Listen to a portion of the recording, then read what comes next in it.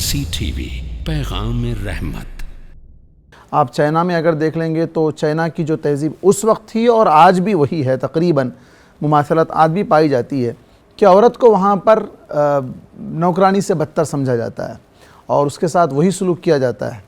اور اگر آپ دیکھیں گے یہودیوں کے پاس یا عیسائیوں کے پاس کیا مقام تھا کہ اس کو سب سے جو ہے نا گھٹیا مقام دیا جاتا تھا، عورت کو سب سے گھٹیا مقام دیا جاتا تھا۔ اور عرب کی اگر بات کریں، اسلام آنے سے پہلے عرب کے پاس کیا مقام تھا؟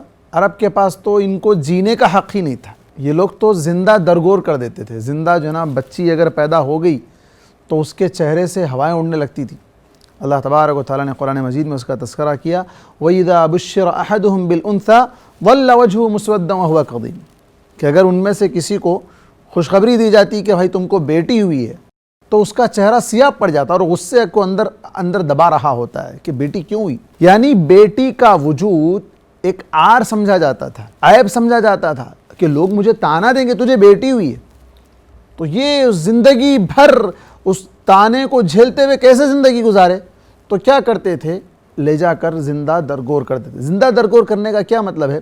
گڑھا کھود کر وہاں لے جا کر پیچھے سے اس کو بتاتے دیکھو یہ کنواں ہے، اور پیچھے سے ڈھکیل دیتے اور مٹی اوپر سے ڈال دیتے۔ اس سلسلے میں ایک تفصیلی واقعہ بھی احادیث کی روشنی میں موجود ہے۔ صحابی رسول خود آ کر اللہ کے رسول صلی اللہ علیہ وسلم سے بیان کرتے ہیں کہ میں نے اپنی بیٹی کے ساتھ ایسا کیا تھا۔ آپ سے سمزار و خطار رونے لگ جاتے ہیں۔ تو یہ حالات تھے اسلام سے پہلے کے۔ اسلام جب آیا، اللہ تبارک و تعالیٰ نے نبی کریم صلی اللہ علیہ وسلم کی ایسے معاشرے میں جب بعثت کی جہاں لڑکیوں کو یا عورتوں کو جینے کا حق نہیں تھا، ویسے مقام پر جب اللہ تبارک و تعالیٰ نے آپ صلی اللہ علیہ وسلم کو نبی بنا کر بھیجا تو ان کے حقوق دیے۔ ماں کا ایک مقام دیا گیا، بیٹی کا ایک مقام دیا گیا، بیوی کا ایک مقام دیا گیا۔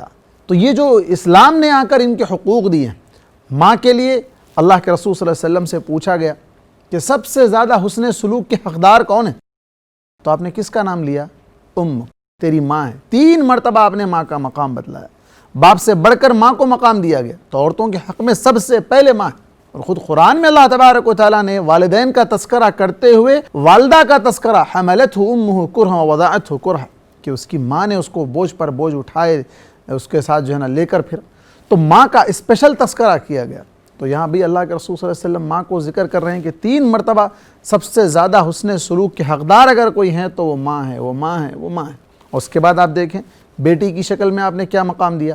بیٹی کی شکل میں آپ صلی اللہ علیہ وسلم نے کہا کہ جس کی 3 بیٹیاں ہوں، 3 بیٹیوں کی اس نے اچھی تربیت کی اور ان کا نکاح کروا دیا، وہ اس کے لیے جنت کا ذریعہ بن گئی، وہ جہنم سے اس کے لیے ڈھال بن جائیں گی۔ سترن من النار، اس طرح کے الفاظ آتے ہیں۔ تو پوچھنے والوں نے پوچھا اللہ کے رسول جس کی 2 بیٹیاں ہوں؟ تو آپ نے کہا وثنین وثنین وثنین، جس کے لیے 2 ہے اس کے لیے بھی یہی مقام ہے، جس کی 1 ہو اس کے لیے بھی یہی مقام ہے۔